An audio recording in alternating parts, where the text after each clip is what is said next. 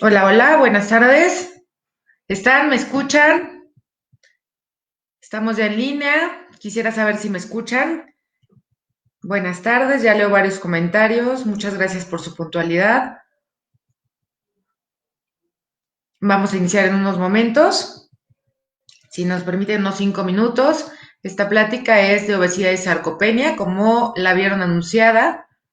Muchísimas gracias por empezarse a conectar. Estamos esperando que tengamos un poquito más de conexiones.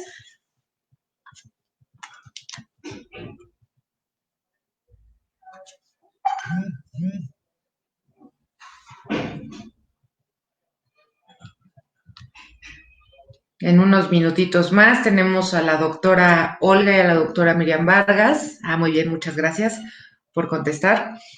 El tema del día de hoy. Muy bien, muchas gracias. Máximo Monse, Yari de Yuki. El tema de hoy es sarcopenia, la pérdida de músculo y su tratamiento.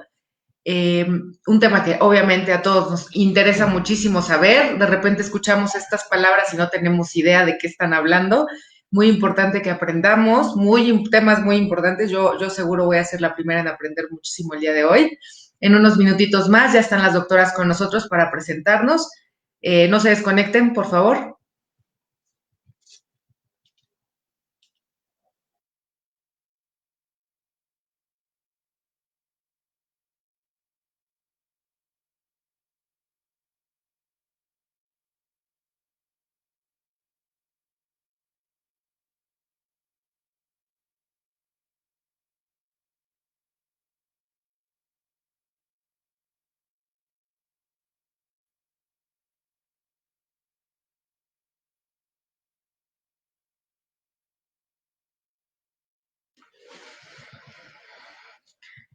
¿Cómo vamos? Ya está entrando más gente, qué bueno. Estamos teniendo más conexiones, estamos haciendo un poquito de tiempo, ya empezamos en unos minutitos.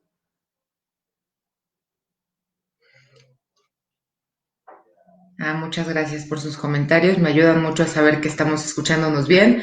Yo no sé si les pasa, pero están fallando mucho las redes últimamente. Yo creo que con esto que todos estamos conectados, nos están fallando un poquito, pero ya estamos por comenzar. Nuestras doctoras invitadas desde el día de hoy están en otros lugares también de la República, entonces de repente por ahí las conexiones entre la lluvia y entre el exceso de conectados que tenemos de repente en todas las redes, se nos alenta un poquito, pero ya estamos por comenzar.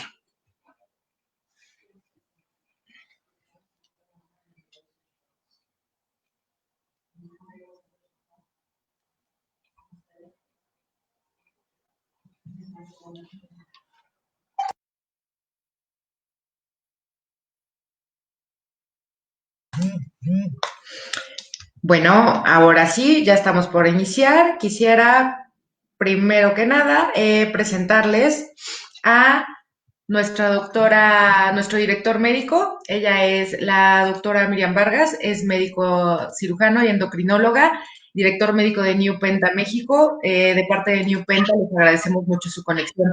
Doctora, buenas tardes, bienvenida. Hola Miriam, buenas tardes. Gracias a todos por conectarse el día de hoy. Bueno, pues ya les dijo Miriam, mi tocaya, soy Miriam Vargas. Y bueno, les platico un poquito acerca de Newpenta. Es una empresa nutracéutica dedicada al estudio y al tratamiento tanto de obesidad como de las complicaciones secundarias a ella, que diabetes, hipertensión, síndrome ovario poliquístico, infertilidad, y uno de los temas en los que nos enfocamos, o una de las patologías en las que nos enfocamos justamente también es la sarcopenia. Y bueno, vamos a empezar este ciclo de charlas que, bueno, vamos a estar haciendo continuamente, ya los estaremos invitando por este medio, con el tema de sarcopenia justamente, ¿no? Más adelante iremos hablando de otros temas como diabetes, obesidad, hipertensión, y que seguramente serán de su interés. Y pues hoy empezamos de gala con la doctora Olga Gómez, que pues nos acompaña el día de hoy. Pues Miriam se los va a presentar. Muchísimas gracias, doctora. Ya queremos saber cuáles son los próximos temas que vamos a tocar para todo público. Presento a la doctora Olga Gómez Santamaría, médico cirujano con maestría en nutrición clínica, diplomado de alta especialidad en nutrición clínica en el Hospital Regional Licenciado Adolfo López Mateos. Doctora, bienvenida, buenas tardes. Hola a todos, muchas gracias por la presentación. Gracias a las dos Miriams y la doctora, muchas gracias por esta participación, porque llegar al público también es algo que es muy importante y tiene un impacto directo en esta situación tan complicada en la que nos encontramos todos, ¿no? Muchísimo, nos ayuda mucho además saber sobre todo los temas que tú nos vas a ayudar a entender, doctora. El día de hoy nos va a ayudar muchísimo más a sobrellevar estos días y aprender y cuidarnos más. Exacto. Doctora, quisiera hacerte primero una pregunta, pues sobre todo por el tema que ya tenemos todos. ¿Cuál es la importancia del músculo en el cuerpo, doctora? Bien, tenemos que empezar por cosas básicas y entender desde el principio por qué necesitamos y cuál es la importancia de este músculo. Tiene una gran función, realmente lo podemos dividir en dos grandes grupos, que sería el rol estructural, que nos va a dar el sostén, la fuerza, el movimiento y el equilibrio, y también vamos a tener la función metabólica. Realmente en la estructura, como nos podemos imaginar, son todos estos músculos que tenemos. Cada uno de esos músculos tiene varias fibras tipo 1 y tipo 2, y nos van a ayudar a poder lograr y alcanzar en un conjunto, como la imagen que les pongo, el movimiento, el equilibrio y la fuerza que queremos. En cuanto al rol metabólico, debemos de reconocer que tiene una función específica de reservar la proteína y los aminoácidos, y también nos va a ayudar a equilibrar los niveles de la glucosa. Por lo tanto, hablando específicamente del músculo esquelético, que va a representar del 30 al 50% del peso corporal, y esto lo vamos a ir viendo cómo se pierde con respecto a la edad y a la evolución del envejecimiento. En total, solo para que se den una idea, tenemos 640 músculos en el cuerpo. Si lo consideramos como un signo vital, el músculo, tendríamos otra percepción, y lo que queremos hoy es compartir con ustedes la gran importancia para poderlo evaluar, y que no es como pues a lo mejor una frecuencia cardíaca que la podemos sentir, sino que es mucho más complejo y tiene ciertas técnicas que vamos a ir revisando para poder entender cómo podemos medir el músculo, si realmente estamos bien, estamos bajitos o ya tenemos más, ¿no? Cómo podemos irlo midiendo. Pero considerémoslo así de importante, como un signo vital. Factores que lo van a poder fortalecer son la parte de la nutrición y el ejercicio. El músculo, junto con la nutrición, tienen un papel vital, como ya lo comenté, estructural y metabólico, pero también nos va a ayudar clave para regular el metabolismo de la proteína y de la energía. Va a tener ciertas funciones para controlar el nivel de azúcar y para poder producir nueva proteína y energía, por lo tanto.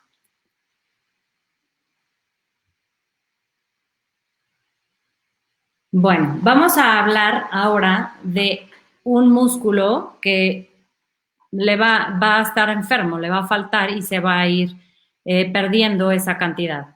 Vamos a hablar de lo que es la sarcopenia. La sarcopenia viene de la palabra en griego de sarcos, que es carne, y músculo, penia, la deficiencia de este músculo. Esto fue descrito desde 1989 y hasta hace poco se considera ya como una enfermedad. Vamos a entender que para poder definir la palabra sarcopenia, debemos de considerar no nada más el poquito músculo o débil músculo, sino 3 factores. El primero es que debe de haber una masa muscular baja, una pérdida de la fuerza muscular y poca funcionalidad. Por lo tanto, vamos a medir esas 3 cosas. Ahora, al esto estar disminuido, ¿qué va a pasar? Nos va a aumentar el riesgo de presentar discapacidad física, tener una mala calidad de vida y tener mayor mortalidad. Decirlo, así leerlo, suena muy fácil, pero es algo muy, muy serio. Poderlo decir también implica que tenemos muchos estudios atrás para poderlo demostrar. Esta pérdida progresiva y gradual se va a presentar en diferentes situaciones. Tenemos una que es la más común, que es el proceso del envejecimiento. Se va a ir perdiendo la masa muscular, como les decía, la fuerza muscular, que se reconoce como la dinapenia, y la función del músculo esquelético. Todo esto, por medio del proceso del envejecimiento, va a ir de manera natural avanzando. Y bueno, pues debemos de considerar esto desde antes. Por lo tanto, es muy importante el evaluar el músculo desde años antes y ahorita.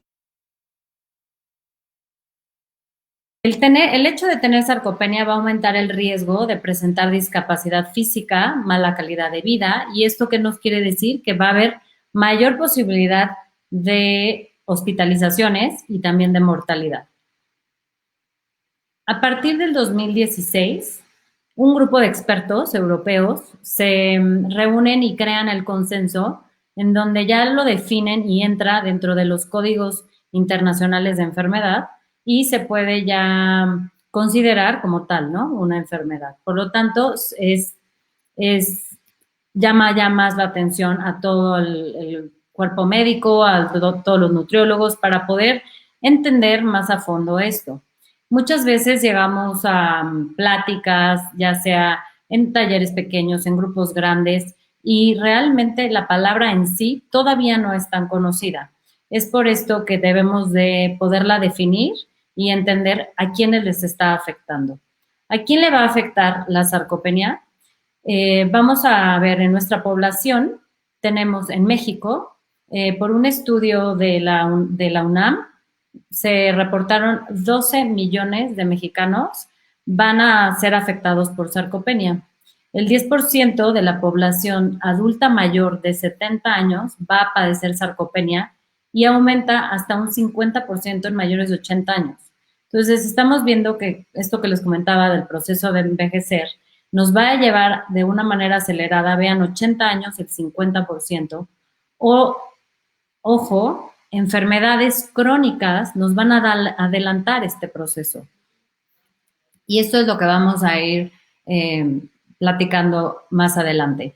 Tenemos una incidencia en cuanto a la realidad mundial. Esta es una pirámide del INEGI, donde podemos ver cómo va en aumento nuestra población adulta mayor.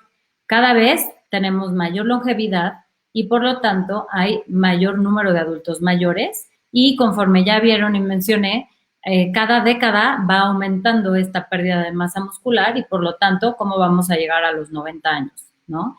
Entonces, creando conciencia de que vamos a vivir más años, debemos de estar muy conscientes de que debemos de prevenirlo de la mejor manera posible. ¿Qué factores me van a incrementar el riesgo a la sarcopenia?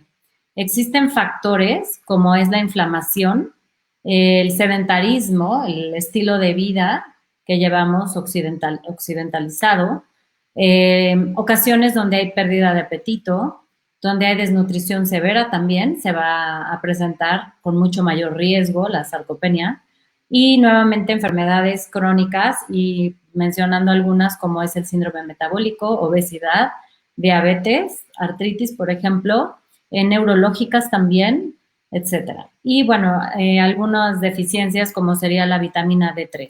Estos factores todos me van a acelerar el proceso de la sarcopenia. Vamos a hablar un poquito de qué tipos de sarcopenia hay. Tenemos la sarcopenia primaria, que ya lo comentábamos, es un factor relacionado a la edad. Si vemos esta curva, creo que todavía no se las pasan, la siguiente diapositiva, por favor. Podemos ver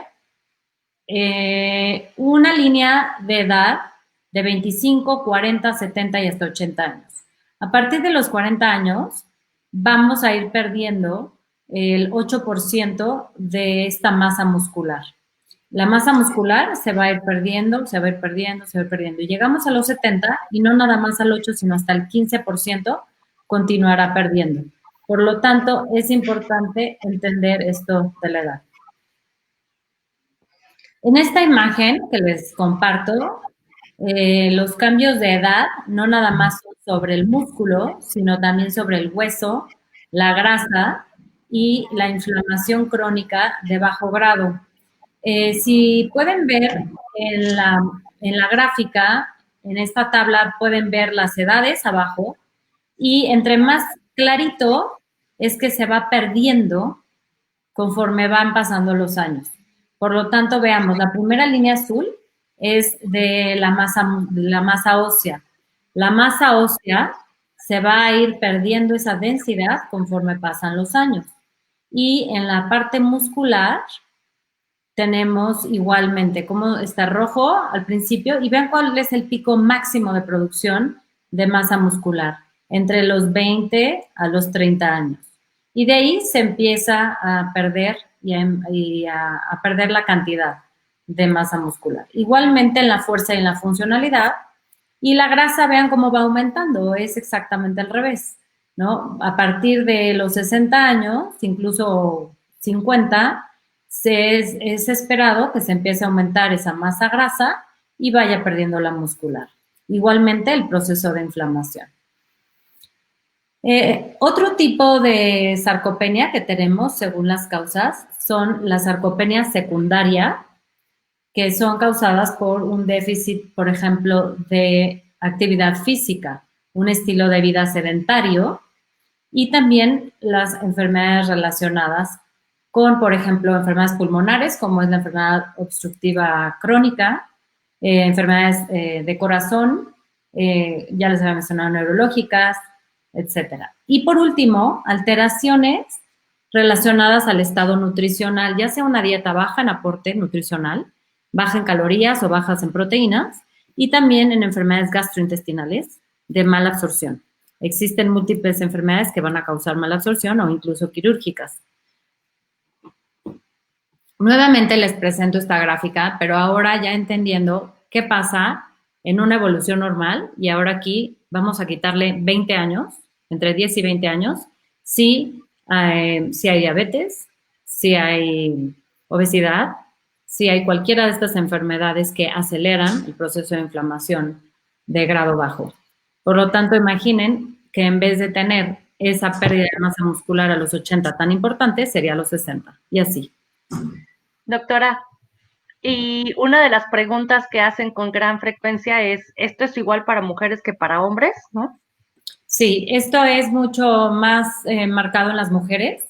El cambio en la perimenopausia y la pérdida de estrógenos tiene un factor importante y, bueno, sí se ha visto que hay una mayor tendencia en las mujeres. Pero, bueno, igualmente lo presentan. Es interesante ver en las investigaciones y lo que se ha reportado en diferentes partes del mundo, porque la población, dependiendo de la población que se estudie, puede variar un poco el porcentaje. Vamos a poner un ejemplo. Adultos mayores que viven en una casa, para adultos mayores donde se les dan los cuidados, tienen ejercicio, se les cuida la alimentación, por ejemplo, a un adulto mayor que vive solo en casa y que lo visitan de vez en cuando. Entonces, aquí también el estilo de vida de la población que se estudia puede cambiar un poco, pero la generalidad es lo que les comentaba anteriormente y pues sí, las mujeres existe mayor riesgo. Ok, ¿y cómo saben los pacientes o cómo sabe un paciente si tiene sarcopenia?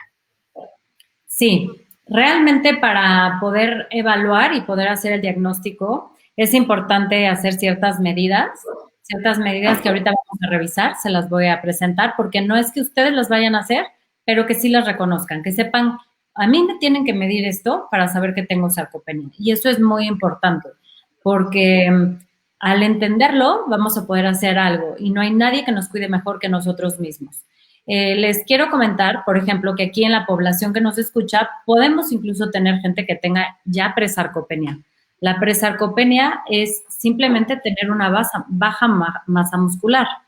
Ya como tal, la sarcopenia sería tener 2 de 3 factores que vamos a medir presentes y ya cuando es severa, los 3 factores presentes que les voy a presentar ahorita. El primer punto sería el rendimiento físico, cómo está nuestro rendimiento físico. El segundo, vamos a valorar la fuerza muscular y la tercera, la masa muscular. Para esto, nosotros, los médicos y nutriólogos, tenemos medidas para evaluarlo. El rendimiento físico lo podemos evaluar de diferentes maneras, pero me voy a enfocar en la parte clínica. Tenemos dos pruebas, la velocidad al caminar o la de levantarse de la silla, es conocida como el Sit Up and Go. Y con respecto a la fuerza muscular, tenemos una prueba también que es la de la aprensión de mano. Y con respecto a la parte de la masa muscular, hay muchas técnicas de imagen, tenemos gold standards, muchas de investigación, pero también para la forma práctica puede ser por una impedancia bioeléctrica o también por por alguna medida, ya sea del área media del brazo o de la circunferencia de la pantorrilla. La que ahora más el consenso europeo recomienda es la de la pantorrilla.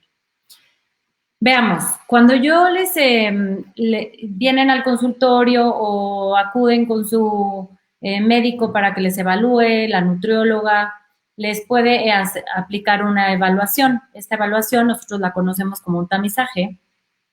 La evaluación nos va a llevar a 5 preguntas muy sencillas que incluso pueden ahorita mismo resolver, donde se les preguntan si tiene dificultad al levantarse y cargar una bolsa de 5 kilos, si necesita ayuda al caminar, si puede levantarse de una silla, subir escaleras o caídas. Si ha tenido caídas. Todo esto da un puntaje y por lo tanto nos va a llevar a tomar la decisión de, no, esta persona no tiene ni siquiera presarcopenia, la reevaluó en un año, por ejemplo, ¿no? Dependiendo de la edad y de las enfermedades. Por lo tanto, si en caso distinto fuera que sí sale con un riesgo de sarcopenia, pasamos al siguiente nivel, que sería hacer estas evaluaciones.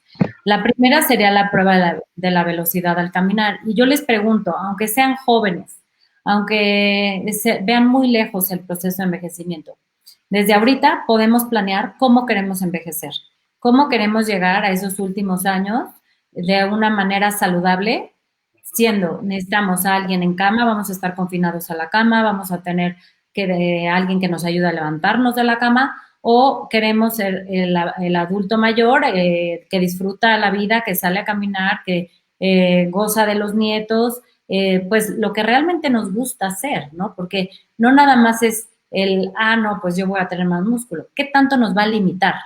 ¿Qué es lo que hoy por hoy, si ustedes se preguntan, qué es lo que más les gusta hacer? Posiblemente me digan bailar, me gusta viajar, y todo esto se puede ver comprometido. ¿Cuántas veces dicen, no, ya el abuelo ya no viene al viaje porque ya no aguantaría, ¿no? Este tipo de cosas. Por lo tanto, hay que prevenirlo.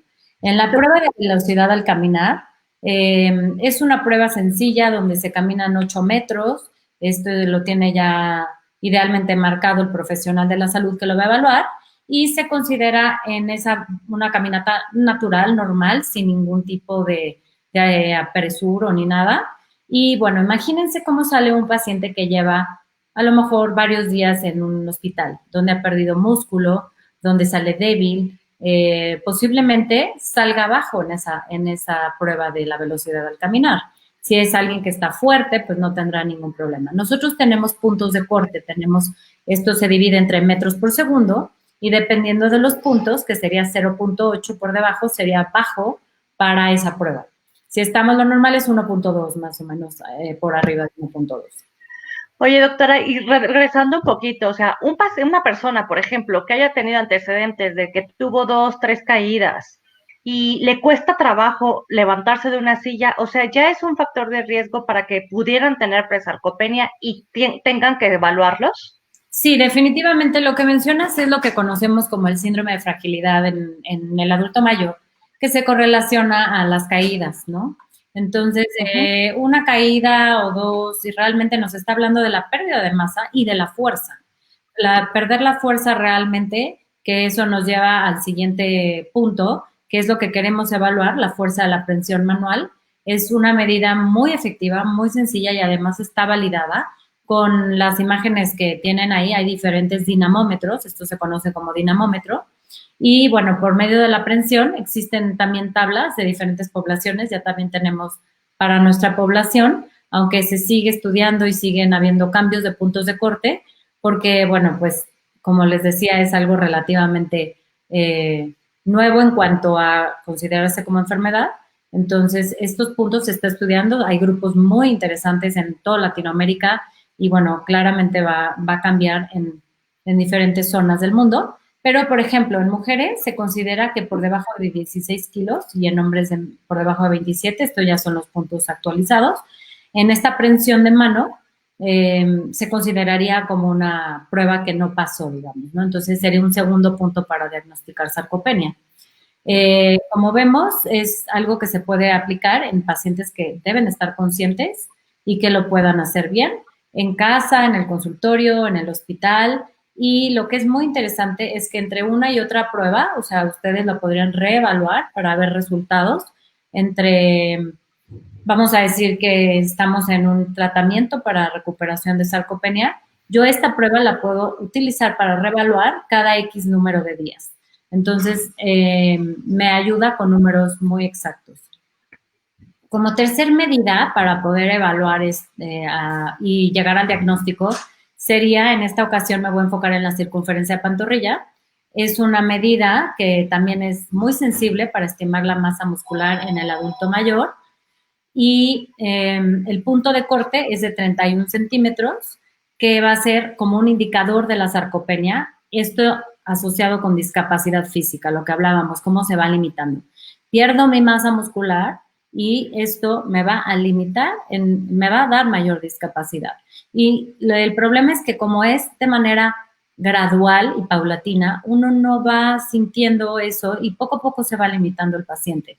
No debemos de dejar la gente se acostumbra a vivir mal, ¿no? Entonces, creo que es importante crear esta conciencia. Este es como se debe de medir la circunferencia. Digo, claramente ahí podemos ver cómo es el músculo y hasta dónde se puede llegar a desarrollar en la pierna. La fuerza de la pierna, de las piernas en general, nos habla también proporcionalmente de la fuerza de los miembros superiores. Vean esta imagen, sí, perdón. Y esta disminución, generalmente en alguien que no sufrió, por ejemplo, una fractura, que claramente va a ser unilateral, ¿no? Del lado de la fractura, del miembro que no están movilizando, en una persona que desarrolla esta deficiencia del músculo de manera progresiva, ¿es simétrica? No, justamente en la siguiente imagen pueden ver en la circunferencia de pantorrilla, les puse un ejemplo, son dos cosas distintas. La primera, si pueden ver, bueno, el paciente posiblemente no es adulto mayor, pero tuvo una lesión. Vamos a pensar que estuvo 8 semanas con un yeso, con o sin cirugía, y bueno, pues pierde el tamaño de su masa muscular, la masa y la fuerza muscular. Ahora, si vemos la imagen del corte, tenemos aquí una pierna de una persona joven, activa, contra un adulto mayor que es sedentario. Lo que ven como blanquito es el hueso y luego lo que lo rodea es la parte muscular y alrededor es la grasa y luego la piel. Si ven esto en el adulto mayor, pues baja a 50-50 casi, ¿no? Si lo vemos de una manera rápida. Entonces, vean cómo vamos perdiendo, y esto es solamente en un miembro inferior, entonces, ¿cómo no será en todo el cuerpo? La sarcopenia tiene ciertas consecuencias, ¿no? Las consecuencias directas, prácticas, clínicas, que es lo que queremos entender, es que, bueno, va a tener mayor riesgo a caídas y a fracturas. Las personas que tengan mayor sarcopenia van a tener más posibilidad de caerse, más posibilidad de fracturarse, y algo que es importante y mencionaba en la tabla es que el músculo va correlacionado con el hueso también. Entonces, si hay una pérdida de masa muscular y fuerza y funcionalidad, también hay una pérdida de una osteopenia o hasta una osteoporosis. Digamos que son como un binomio. Por lo tanto, se debe de considerar parte de este riesgo el de caídas y fracturas. También la limitación física también se va a asociar a enfermedades cardíacas, respiratorias. Algo importante es la parte cognitiva, todo lo que tiene que ver con la concentración, con la memoria, con las reacciones, toda la parte neurológica, la velocidad de reaccionar la conexión entre neuronas y, bueno, y también todo lo que me va a conducir a un trastorno de movilidad. También, ¿eso qué me va a llevar? Pues hablamos mucho de calidad de vida, ¿no? Pues, ¿qué es eso de calidad de vida? Incluso los pacientes me dicen, bueno, pero ¿Por qué todo el mundo habla de la calidad de vida? Realmente es algo sumamente importante, es una meta y es un objetivo en cuanto a cualquiera de las enfermedades que se puedan ir presentando. Debemos de buscar siempre que nuestro paciente tenga el mejor estilo, calidad, funcionalidad de vida y que pueda disfrutar dentro de la medida de lo posible de cada caso lo más posible. Al mismo tiempo, teniendo todo esto, se va perdiendo independencia. Independencia para ir al baño, por lo tanto perdemos calidad de vida. Independencia para bañarse, para vestirse, para poder caminar, ¿no? Y esto luego nos va a llevar a mayores hospitalizaciones. Nuevamente vemos la gráfica con esta pérdida ya con otros ojos, con otro entendimiento y con baja masa magra. Lo que les quiero decir es que predice mortalidad. El predecir mortalidad en pacientes, no nada más en casos de pérdida de músculo en adultos mayores, sino también en pacientes con obesidad y con cáncer, por ejemplo, este es un artículo en el que se estudió un grupo de pacientes con obesidad y con cáncer, con sarcopenia, y vieron que se puede predecir. ¿Y esto qué quiere decir? Lo que nos está tratando de decir es todos los pacientes que tengan sarcopenia, a mayor sarcopenia, mayor mortalidad. ¿Ok? Entonces, sí nos ayuda a medirlo y si nuevamente lo regresamos y vemos como signo vital que debemos de saber medir para decir, ah, caray, ya está perdiendo mucho músculo o en cuánto tiempo ha perdido tanto músculo, tanta fuerza, ¿qué podemos hacer? ¿Por qué? Porque entonces se acerca la línea final del tiempo de esa persona. Ahora, les quiero mencionar en cuanto, bueno, la Organización Mundial de la Salud se considera también dentro de la sarcopenia y el Consenso Europeo nos ofrecen la importancia de enfocarnos a la nueva pandemia, que es la obesidad sarcopénica, no estaba hablando del COVID-19, la obesidad sarcopénica es todo un tema que engloba la parte de la obesidad y la parte de la sarcopenia. Entonces, imaginemos ahora un paciente que tiene obesidad y sarcopenia. Muchas veces, pues, creemos que es básicamente un exceso de grasa. Y quiero definir en cuanto a las recomendaciones de expertos en obesidad y en sarcopenia, consideremos la obesidad como una enfermedad caracterizada por el aumento de adiposidad. Simplemente eso, con un impacto negativo a la salud del paciente. Se siguen poniendo de acuerdo en una verdadera definición, por lo tanto, les traigo 3 definiciones de este concepto obesidad sarcopénica. También se reconoce, aunque no es la ideal, pero nos ayuda a clasificar el índice de masa corporal mayor a 30 kilos por metro cuadrado y así también la circunferencia abdominal. ¿Cuántas veces, cuántas campañas han visto de obesidad? ¿Cuánto dinero se ha invertido en obesidad? Y sigue siendo uno de los mayores problemas de salud pública a nivel mundial. Tenemos que crear conciencia y algo muy sencillo como medirnos el abdomen, hacer una correcta medida de circunferencia abdominal en mujeres mayor a 88 y en hombres mayor a 102 centímetros, nos está sugiriendo el riesgo de encontrarnos en esta situación. Y por lo tanto, la obesidad es un fuerte factor de riesgo para desarrollar enfermedades metabólicas, como el síndrome metabólico, la diabetes y, bueno, pues otras enfermedades como cardiovasculares y también agudas o infecciosas. Y aquí sí me meto al COVID-19. Veamos que es uno de los grandes factores de riesgo y son pacientes que se están complicando y que terminan en hospital por el simple hecho de tener la obesidad. Porque no es simplemente el hecho, es todo lo que conlleva a nivel celular, lo que está pasando en el cuerpo cuando existe la obesidad, ¿no? Esta grasa intravisceral, las complicaciones de hipertensión, todas las comorbilidades o enfermedades que se provocan por esta obesidad. En cuanto a nivel mundial, si ven el mapa, pues ya básicamente está en amarillos, en naranjas y en rojos. O sea, ya no vemos ningún país en verdes. Todos tienen ciertas prevalencias y esto va aumentando. Esta es una imagen ya vieja, pero podemos seguir viendo cómo ya está todo básicamente en rojo. Ahora, tenemos países que se han ido occidentalizando a pesar de estar en el oriente y que ya hay serios problemas de obesidad infantil, por ejemplo. En México tenemos una prevalencia también que ha ido aumentando terriblemente y pues el ENSANUD 2012, que es una encuesta, nos habla de tener entre sobrepeso y obesidad hasta el 82.8% en mujeres y 64.5% en hombres. ¿Ok? Entonces, ¿cómo van a estar estos pacientes con obesidad y cómo va a estar su masa muscular? Va a estar, la siguiente diapositiva, por favor, va a reducirse esa masa grasa y lo que quiero decir y recalcar muy, muy bien para que les quede como un mensaje para llevar a casa es, en todo paciente que quiere bajar de peso, tenemos que cuidar mucho esa masa muscular. Ya hablamos de la importancia, ya hablamos de por qué debe tener no nada más un buen tamaño, sino una buena fuerza y una buena funcionalidad, y que debemos de proteger que en cualquier metodología para bajar de peso, ya sea por un plan nutricional, ya sea por un sistema, ya sea por una cirugía o por un medicamento, debemos de proteger el riesgo de perder esa masa muscular, perder esa fuerza y esa función. ¿Okay?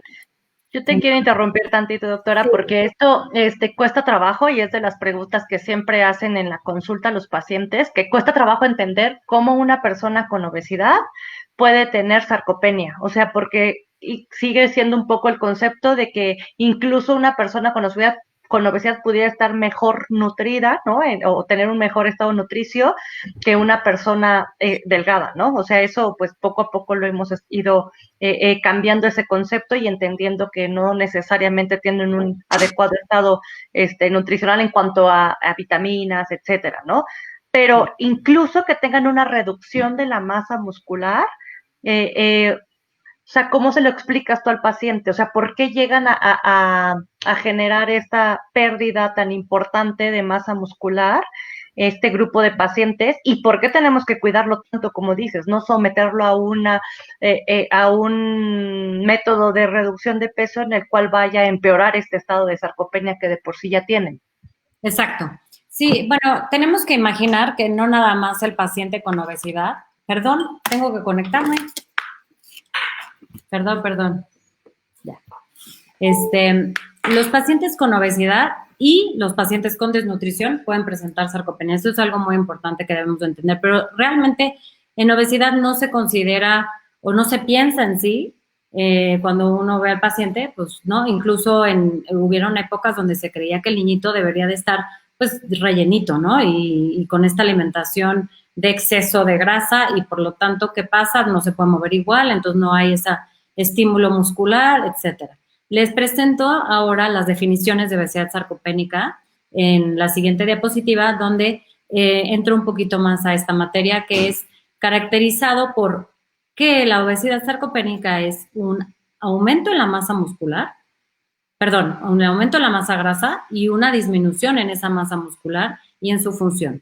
Esto es la primera definición, pero luego empieza como a continuar a crecer esta definición, hablando todavía de que se crea una coexistencia entre la obesidad y la sarcopenia, porque también sabemos que hay una grasa periférica y una visceral. Entonces, ambas grasas, más la baja y más la grasita que se mete al músculo, que eso lo conocemos como mioesteatosis, que también hay grasa en el músculo, y bueno, pues se disminuye eso como síntesis proteica, y por lo tanto también va a haber una baja en la vitamina D3, que ahorita mencionaremos la importancia que tiene también para poder tener un control en cuanto al peso y a mejorar la calidad del músculo, y también se depositan triglicéridos. Entonces, ven cómo va creciendo la definición en cuanto a la obesidad sarcopénica, y bueno, pues, y también luego se tomó en cuenta el fenotipo, la forma del cuerpo, de la composición corporal de cada uno de las personas. Todos somos diferentes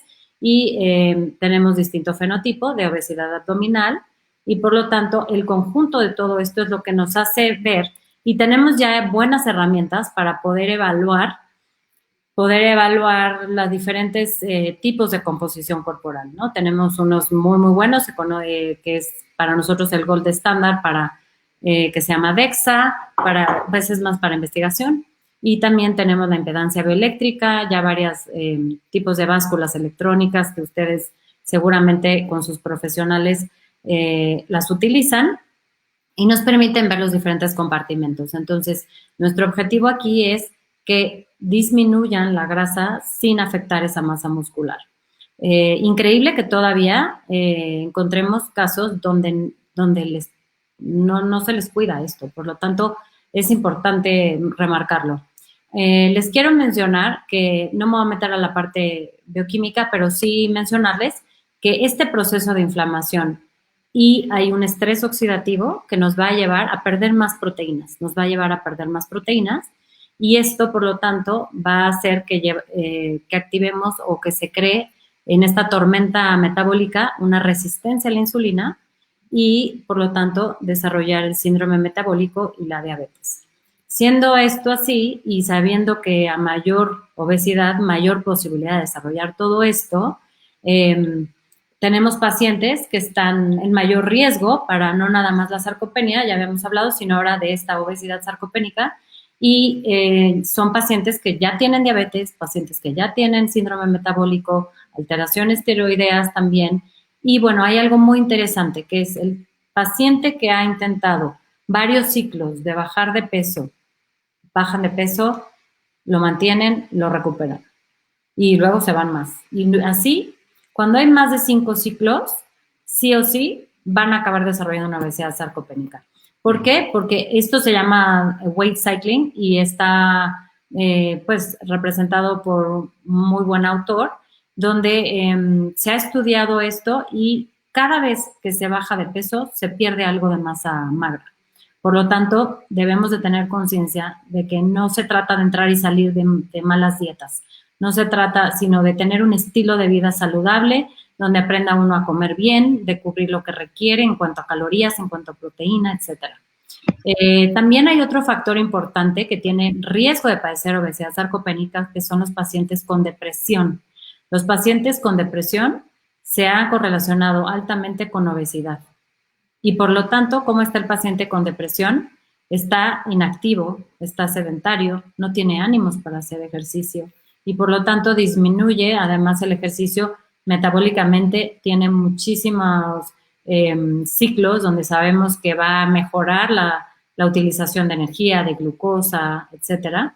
Por lo tanto, es algo que también debemos de considerar el estado emocional, el estado psicológico de este paciente y los pacientes con inmovilidad. Un paciente que no se puede mover también es alguien que va a tener riesgo de tener obesidad y sarcopenia. En la siguiente imagen les comparto un punto muy importante que es una alerta que nos piden en cuanto a los consensos de esta enfermedad de urgentemente hay que crear conciencia. Hay que crear conciencia de esto porque es lo único que nos va a sacar del sillón. Es lo único que nos va a mover y decir, bueno, ya sé que lo tengo que hacer. Yo no estoy negociando si respiro o no respiro, no estoy negociando si tomo agua o no tomo agua, porque estoy negociando si hago ejercicio o no, ¿no? Entonces debe ser parte de un switch en nuestra mente, decir, lo debemos de integrar dentro de nuestro día a día. Existen diversos estudios, como les decía, de esta problemática, con todos los puntos que ya les comenté. Simplemente lo que quiero es recalcar el que debemos de cuidar esto. Ahora, abordando un poquito la parte de la alimentación, dentro del manejo, digamos, las recomendaciones que yo les podría dejar en cuanto a no nada más la obesidad sarcopénica, también cómo poder alimentarnos en general bien. Los pacientes con sarcopenia y con obesidad per se van a tener un mal pronóstico si no hacen nada. Si no hacen nada, son pacientes que van a continuar con esa cascada negativa, con ese ciclo que no es fácil de romper y posiblemente necesitan ayuda. Para esto debemos de tener 3 objetivos del tratamiento. El primero es la pérdida de la masa grasa, preservar esa masa muscular y crear condición para llegar a tener una función física. Y aquí el punto clave es encontrar el equilibrio para esto. El equilibrio donde podemos ver los macronutrientes, cómo los vamos a distribuir. Me refiero a los carbohidratos, las grasas y las proteínas. Y en este equilibrio del plan nutricional, cualquiera de los sistemas que sean, de los planes nutricionales, del estilo, ahorita les voy a comentar alguno, debemos de agregar dentro de eso la prescripción del ejercicio y, si fuera necesario, el tratamiento farmacológico, el tratamiento médico-nutricional. En cuanto a la calidad de la nutrición, sabemos que hablábamos de inflamación, ¿de acuerdo? Entonces, inflamación no me refiero a que se te hinchan los párpados, los pies, me refiero a inflamación celular, a inflamación con respecto a lo que nos conlleva a esta resistencia a la insulina, a esta diabetes, por ejemplo. Entonces, sabemos que la dieta mediterránea es una dieta que tiene estos efectos, nos ayuda a crear un efecto de antiinflamatorio y nos ayuda a capturar estos radicales libres causados por el estrés oxidativo y nos va a ayudar directamente en las fibras musculares y para mejorar y no perder tanto músculo, así como también se puede agregar algo de fibra, por ejemplo. En cuanto a la proteína, sabemos que la proteína es esencial para mantener la masa muscular y por lo tanto es necesario optimizar el consumo. ¿Qué quiere decir optimizarlo? Optimizarlo es cuánto y cuándo me lo voy a consumir, ¿no? La recomendación antes se recomendaba en el adulto mayor, cuidado, hay que cuidar esos riñones. Y ahora se ha visto que podemos irnos a un cálculo que realmente eso es más para nosotros, para saber cuánto según el kilo de peso, pero se puede dar un poco más. Entonces, ese poquito más que se les debe de ofrecer a los adultos mayores o incluso desde antes para prevenir esta sarcopenia, debemos de saberlo calcular. Por eso es importante no nada más bajar cualquier idea nutricional de las redes sociales o copiar cosas o pues este es el plan de mi prima, se lo copio, o el de mi pareja, ¿no? Entonces, creo que ahí es importante que se haga un buen cálculo con respecto a la proteína e incluso se puede ir a mayor gramos de proteína dependiendo del ejercicio que se está haciendo, ¿no? O de la enfermedad o de la situación que tenga cada paciente. También debemos de cuidar en caso de que haya un problema en el riñón, la enfermedad renal, y por lo tanto para eso se va con el experto en esta área. Aquí les pongo una imagen de cómo sí se recomienda optimizar y ahí es un estudio donde claramente nos demuestra, como ven, hay una línea recta y tiene 3 picos. 3 picos en desayuno, comida y cena. Es de la manera en la que se ha visto que tienen una mejor optimización y aprovechamiento en cuanto a la proteína. ¿Ok? Esto nos va a estimular la máxima síntesis de proteínas para mejorar nuestra masa magra. En cuanto a la vitamina D, hablábamos de la vitamina D, es una vitamina que se considera ya como una hormona, tiene muchas funciones y bueno, pues se produce, nos va a permitir una mejor absorción en cuanto a la exposición solar. Se recomienda tomar bañitos de sol incluso, 20 minutos, por ejemplo, y en los últimos años se ha aumentado mucho el interés sobre esta vitamina debido a que es necesario para el crecimiento y desarrollo normal de las fibras musculares y su carencia afecta negativamente a la fuerza. Entonces, los pacientes que están muy bajos de vitamina D se asocia a estar con menor fuerza. Entonces, sí debemos de esto revisarlo a nivel sérico, lo pedimos en laboratorio, vemos cómo están los rangos de la vitamina D y dependiendo del resultado existe una clasificación y por ende se da una dosis específica. Vamos a decir que el paciente está en un rango normal de vitamina D, en un rango normal. De todas formas tenemos una recomendación mínima diaria en la cual debemos y podríamos suplementar. ¿De acuerdo? ¿Y cuáles serían los síntomas de deficiencia de vitamina D para que un paciente pueda pensar que tuviera deficiencia y tenga que ir al médico? Realmente no es de, ya estoy bajo en vitamina D, ¿no? Lo que sí es que son síntomas que a lo mejor no los correlacionamos para vitamina D, como la depresión, por ejemplo, el difícil control de peso, pacientes que sabemos que esto se ha asociado a que pues les cuesta un poco más de trabajo controlarlo, la debilidad también, entonces realmente es algo que sí debemos de buscar, ¿no?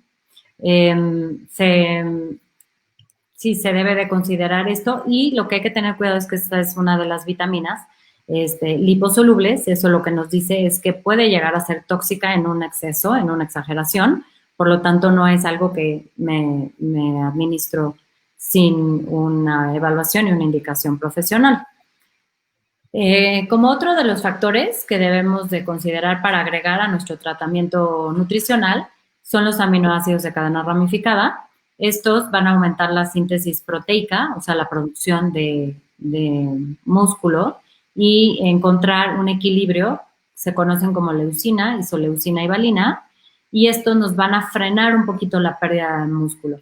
Hay unos estudios muy interesantes, muy interesantes, donde se puede demostrar que los pacientes en reposo en el hospital, si se les administra aminoácidos de este tipo o su metabolito activo de la leucina y la leucina, así como la vitamina D. En este estudio es un estudio que les pongo, me gusta la imagen, o sea, no es tanto por en sí el artículo, pero para que vean el comparativo y cómo lo podemos ver, que frena esa pérdida de la masa muscular en el paciente en reposo e incluso puede ayudar a frenar la pérdida y a mejorar la fuerza. Esto es algo muy serio, esto es algo muy bueno que tiene un buen impacto. Y bueno, en este estudio que les pongo podemos ver cómo la gráfica es un comparativo muy grande. El paciente que se le ofrece leucina y vitamina D tienen mucho mayor masa muscular. Ahora, ¿en qué alimentos vamos a encontrar leucina, por ejemplo? En la lenteja, en el atún, la almendra, el aguacate, hay muchos alimentos que lo tienen. La cosa es que la cantidad que contienen en 100 gramos es poquita y por lo tanto necesitaríamos una dosis muy alta para alcanzar la dosis diaria. En algunos alimentos se puede lograr y en otros no es tan fácil, por lo tanto se recomienda, si es posible, adicionar esto para la protección de la masa muscular. ¿Qué dice la evidencia en estos estudios sobre los efectos de la suplementación con leucina? En cuanto a la pérdida de músculo, en los adultos mayores demuestra que se preserva la masa muscular. O sea, sí nos dice la evidencia que se puede prevenir esa atrofia muscular inducida por el reposo en cama. Esto es muy alentador porque no siempre se va a poder, muchas veces tenemos al paciente enfermo, confinado en casa o en cama o en el hospital y podemos ayudar en ese momento. Por lo tanto, la nutrición, lo que llamamos nutrición temprana en cuanto a una enfermedad, siempre es recomendable. Y en otras revisiones, en otros estudios también se ha asociado a que el dar este suplemento nos puede ayudar a frenar la sarcopenia, la fragilidad, por lo tanto las caídas, y el metabolito activo de la leucina también nos va a ayudar a mejorar esa masa muscular y la fuerza, ¿ok? Entonces, hay futuro, hay propuestas, hay cosas que sí podemos hacer y eso es algo muy alentador, ¿no? No es de, híjole, a la fuerza tengo que diario hacer esta rutina, ¿no? O sea, sí es lo recomendado, pero hay momentos en los que no se puede. Ahora, con una suplementación adecuada, el conjunto de todo esto, una nutrición especializada, vamos a ver resultados en pacientes específicamente que tengan ya atrofias musculares o enfermedades de atrofia muscular, cáncer, EPOC, la enfermedad pulmonar que les comentaba, la sarcopenia, enfermedades renales, enfermedades en hígado y en desnutrición. En cualquiera de las causas de la desnutrición también lo podemos manejar. Algo que es importante es abordar también el tema del ejercicio. El ejercicio y crear un programa de ejercicio específico para la sarcopenia es muy importante. No nada más es voy a copiar un video, hoy voy a salir y voy a ver qué. ¿Por qué? Porque por un lado puede haber desnutrición, pero puede haber obesidad. Y en cualquiera de estos pueden haber lesiones. Lo último que queremos es lesionarnos, por lo tanto ya no puedo hacer nada, ¿no? Entonces, se debe de instaurar un buen programa de ejercicio enfocado en la fuerza muscular, ¿de acuerdo? Entonces, sí se debe de consultar a un experto en la prescripción deportiva, en la prescripción del ejercicio que debe de hacer cada persona, porque esta persona no nada más tiene una cosa, a lo mejor tiene una lesión lumbar, a lo mejor tiene artritis, a lo mejor algún momento se fracturó una pierna o tiene un dolor en la rodilla. Todo esto nos va a permitir crear un programa de ejercicio en el que sí nos debemos de, pues le debemos dedicar el tiempo, definitivamente, no lo debemos de tomar como algo que puedo yo inventar hacer. Y también, bueno, hay recomendaciones generales, que son las que también les quiero compartir, como los 10,000 pasos al día o los 300 minutos a la semana de ejercicio cardiovascular en cuanto a la actividad. Lo ideal sería la combinación no nada más de la fuerza, sino sí tener ejercicio de resistencia, pero también un entrenamiento aeróbico. Por lo tanto, el tener las dos es algo que nos va a permitir, en el caso de la obesidad sarcopénica, ir disminuyendo nuestra masa grasa y ir cuidando y aumentando nuestra masa muscular. Digamos que es como encontrar el punto de equilibrio, sin lesionarnos y poco a poco poder ir teniendo mayor movilidad, mayor condición, porque esto es importante, ir desarrollando la condición. Muchas veces ya quieren hacer 1 hora o 10 kilómetros, etcétera, y pues no, tenemos que empezar paulatinamente para poder ir avanzando en esta fortaleza de las articulaciones. Y bueno, pues la recomendación sería el ejercicio personalizado para pacientes con obesidad sarcopénica y sarcopenia, enfocado en la fuerza. ¿Y eso qué quiere decir? Que sí debemos de incluir ejercicios con ligas, con nuestro propio peso y con pesas. Obviamente todo bien puesto, vigilado, con una orientación, sin lesionarnos, pero así podremos ir agregando cada vez un poquito más de fuerza, y esto junto con un buen plan nutricional y un buen estado psicológico es la garantía para alcanzar sus metas en cuanto a una composición corporal ideal. Como vieron, hay muchas enfermedades que se van a manifestar cuando hay un exceso o una deficiencia en cuanto a la grasa y al músculo. Por lo tanto, debemos de protegerlo. Y bueno, pues creo que con esta parte del ejercicio termino nada más con unos mensajes para llevar a casa, que son: la sarcopenia sí se puede prevenir, se puede retrasar e incluso revertir. ¿Llegaremos con algo de sarcopenia al final de nuestra vida? Sí, sí vamos a llegar con sarcopenia, pero que sea la menor posible para que podamos llevar el mejor estilo de vida posible en nuestra vejez. La nutrición especializada es un factor indispensable en el pronóstico de nuestra salud. Esto quiere decir que debemos de consultar y de aprender en cuanto a toda la gama que ofrece una buena nutrición, un buen plan nutricional. Y pues unos pacientes necesitarán una cosa, otros pacientes necesitarán otra, igualmente ciertos micronutrientes. Y la obesidad sarcopénica se va a considerar como condición clínica pronóstica de salud. Algo que debemos de saber es: un paciente con obesidad sarcopénica se va a correlacionar con mayor mortalidad. Y esto además va a acrecentar exponencialmente. Ahora imagínense en el paciente con obesidad sarcopénica y adulto mayor, ¿no? Entonces, esto nos va a triplemente complicar la situación. Y al crear esta conciencia, compartan esto a sus amistades, a sus familiares, platíquenlo. Al crear esta conciencia, yo estoy segura que nos vamos a enfocar y a cuidar un poco más. Estamos viviendo una situación en la que ahora surgen momentos en los que podemos a lo mejor dedicar a esto. Está muy fuerte el tema de la telemedicina. Pueden contactar a quien ustedes quieran para aplicar estos nuevos planes en sus vidas, o si ya los tienen, para continuarlos. Y la terapia nutricional debe de ser un pilar terapéutico en prevención y en tratamiento de la masa muscular y de lo que sintamos que ya no estamos pudiendo hacer tan bien, ¿no? Hay que cuidar los patrones nutricionales, obviamente respetando nuestras costumbres y nuestros hábitos en cualquier parte del mundo donde nos encontremos. Si tenemos ciertas costumbres por religión o por país, están muy bien, se pueden adaptar. Y bueno, pues obviamente cuidar la calidad de la proteína, ¿no? Entonces, creo que con esto podemos llevar mensajes a casa.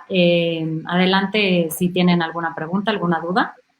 Muchas gracias, doctora Olga. Sí hay algunas preguntas y estaban preguntando acerca de la edad metabólica y yo quisiera hacer hincapié en esto que estabas hablando de los pacientes con obesidad sarcopénica, que cuando hacen un tratamiento y otro, yo se los explico en el consultorio, ¿no? Que cuando hacen un tratamiento de reducción de peso tras otro, justamente lo que ocurre en muchas ocasiones es esto, ¿no? Cuando no se llevan tratamientos en los que se cuide esta parte de la salud muscular, que se va disminuyendo la masa muscular y por ende la tasa metabólica basal, ¿no? Y son estos pacientes de los que hablamos después, que tienen una tasa metabólica basal muy baja y les cuesta trabajo, mucho más trabajo bajar de peso posteriormente y entran en un círculo vicioso muy importante, ¿no? O sea, ¿tú qué tendrías que decirnos acerca de esto, de la cuestión de la edad metabólica y la tasa metabólica basal en estos pacientes?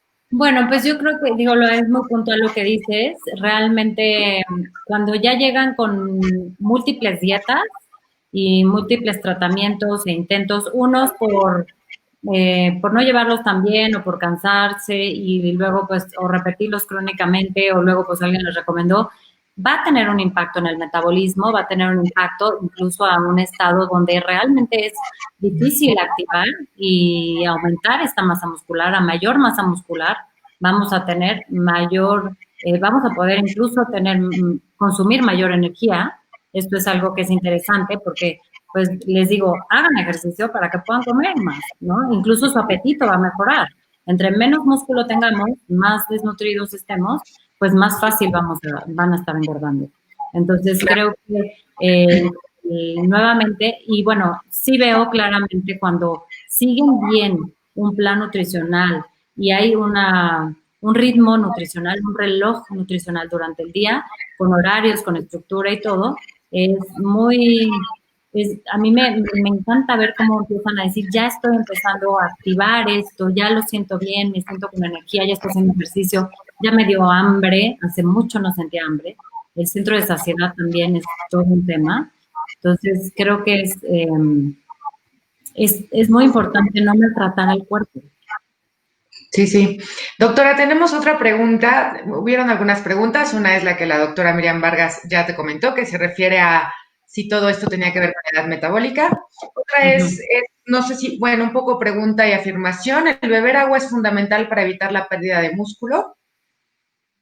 La pérdida de músculo, bueno, realmente hay recomendaciones de la hidratación en general, que digo, básicamente tiene que ver con un cálculo total de kilo por día, ¿no? Podemos calcular básicamente 30 mililitros por kilo por día y a esto se le tendría que adicionar en caso de que hayan altas temperaturas, por ejemplo, en la playa o el ejercicio o demás. Entonces, ahí es importante la hidratación. Claramente el músculo tiene hidratación, o sea, tiene agua, ¿no? Eso es algo que nosotros evaluamos también en la impedancia bioeléctrica cuando lo que evaluamos ahí es cómo corre la corriente en un tejido graso y luego cómo corre en la masa muscular, porque corre más rápido en el agua, ¿no? Todo lo que tiene que ver con volumen, con líquido. Entonces, hay gente que vive con deshidratación crónica, ¿no? Y se acostumbran a los síntomas. Entonces, también es muy importante el estar en una hidratación correcta. Tampoco una sobrehidratación. La sobrehidratación conlleva a alteraciones electrolíticas y, bueno, pues no es recomendado, ¿no? Ok. Tenemos una pregunta más. Entre más músculo obtenemos, menos grasa muscular, ¿cierto? No necesariamente. Entre más masa muscular, menos grasa, dependiendo, obviamente si estás en un plan donde está controlada la ingesta de porcentaje de grasa, vamos a decir, pero pues tenemos pacientes, incluso pongo siempre un ejemplo de un futbolista americano que llega al consultorio de muy, muy grande, con mucha masa muscular, pero también tenía mucha grasa, ¿no?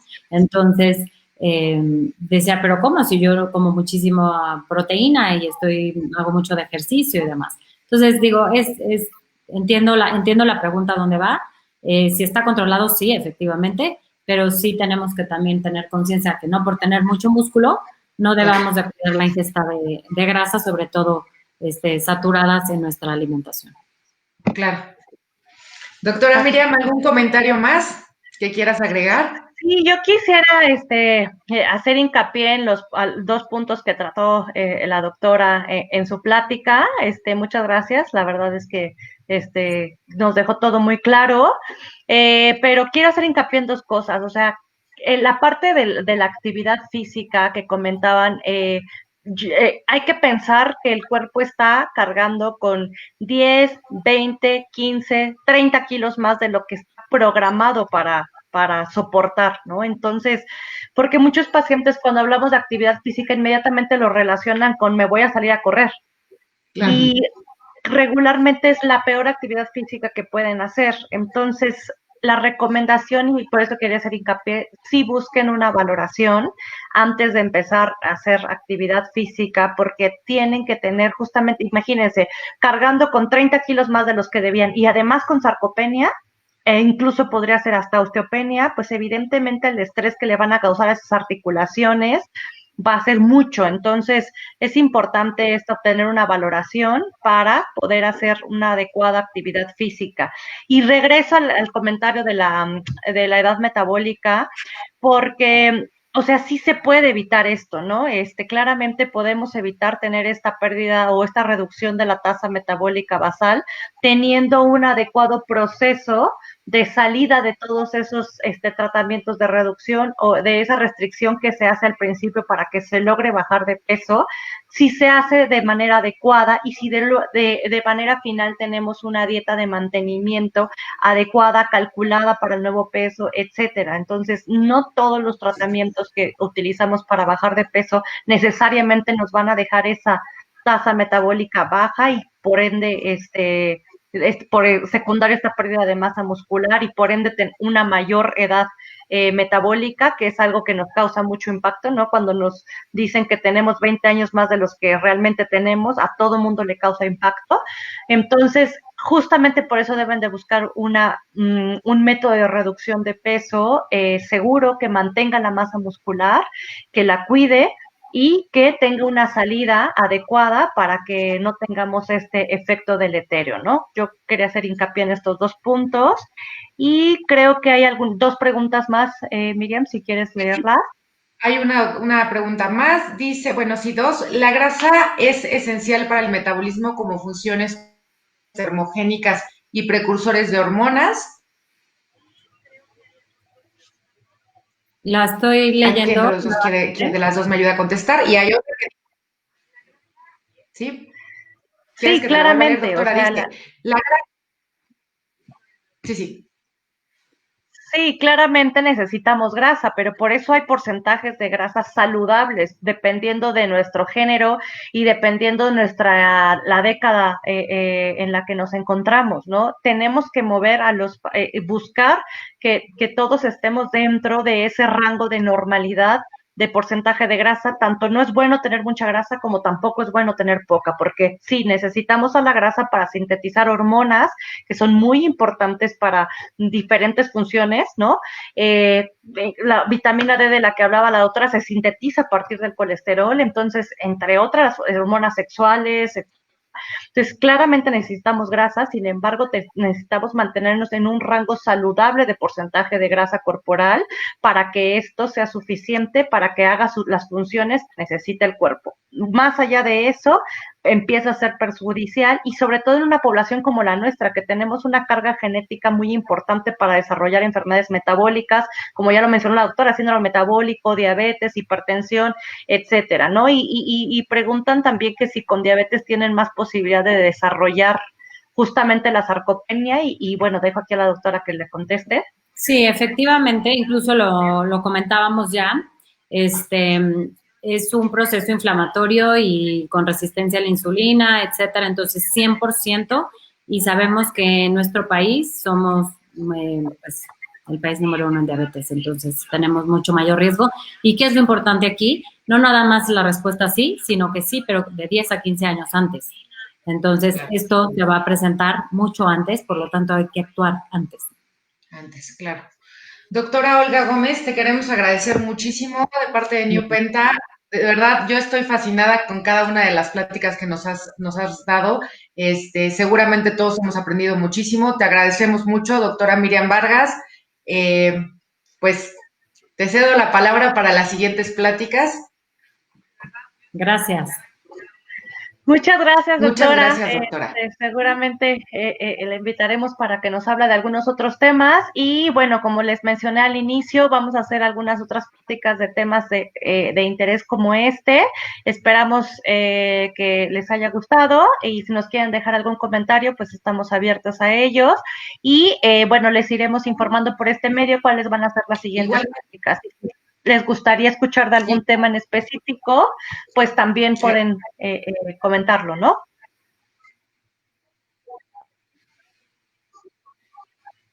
Igualmente, si quieren conocer un poco más sobre el tema de nutrición o sobre cómo es nutrición, pueden mandarnos un inbox aquí en Newpenta, sigan la página, sigan el Instagram y bueno, pues nosotros podemos, vamos a tener solamente las personas que estuvieron conectadas aquí, un poco de asesoría nutricional y pues bueno, y un poquito más de lo que nos quieran preguntar por parte del tema que tuvimos y obviamente poderles compartir las próximas pláticas que vamos a tener, que van a estar, como dijo la doctora, pues fabulosas para el público general, diabetes, obesidad, metabolismo, todo va a estar muy interesante. Les agradecemos muchísimo su asistencia. Doctora Olga Gómez, de verdad que yo tengo una porra acá atrás de mí aplaudiéndote. Muchísimas gracias. Y doctora Miriam. Gracias. Gracias, doctoras. Un gusto. Gracias. Buena tarde. Buenas noches. Hasta luego.